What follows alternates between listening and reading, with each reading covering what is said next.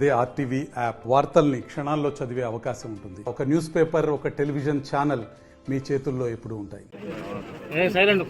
ప్రత్యేకంగా అడగంగానే సమ్మక్క సారకు వచ్చిన డబ్బుల నుంచి ₹1 కోట్లు శాంక్షన్ చేస్తున్న జిల్లా ఇన్ఛార్జ్ మంత్రి గారు సీతక్క గారికి ధన్యవాదాలు.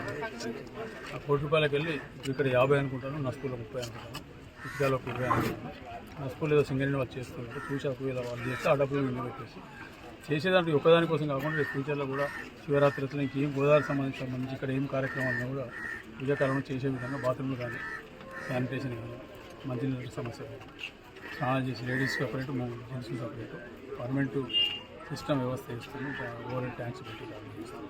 ఏ రకమైన ఇబ్బంది లేకుండా మా ఆలోచనతో ఒకటే, కాంగ్రెస్ ప్రభుత్వం వచ్చినాక ఈ సమ్మక్క సారక్క చాలామంది ఇక్కడ భక్తులను ఇక్కడ సమ్మక్క ఆడిదాకా పోవడం సాధ్యం కాదు కాబట్టి ఇక్కడ చేసుకుంటానికి వాళ్ళకి అక్కడ ఉన్న సౌకర్యాలు కాకపోయినా అట్లీస్ట్ వాటితో సమానంగా వాటితో కంపేర్ చేసే విధంగా సౌకర్యాలు ఏర్పాటు చేసి వచ్చిన భక్తులకు ఏ రకమైన ఇబ్బంది కాకుండా మంచినీళ్ళకి కానీ, స్నానాలకు కానీ, మొక్కడానికి కానీ, మంగళి వాళ్ళ శవర వాళ్ళ దగ్గర కానీ ఎక్కడ ఇబ్బంది కాకుండా అన్ని రకాల సౌకర్యాలు వాళ్ళకి చేసి వాళ్ళ ద్వారానే కాంగ్రెస్ వాళ్ళు బాగా చేసిందని చెప్పారు. సిద్ధంగా ఖచ్చితంగా చేస్తారు.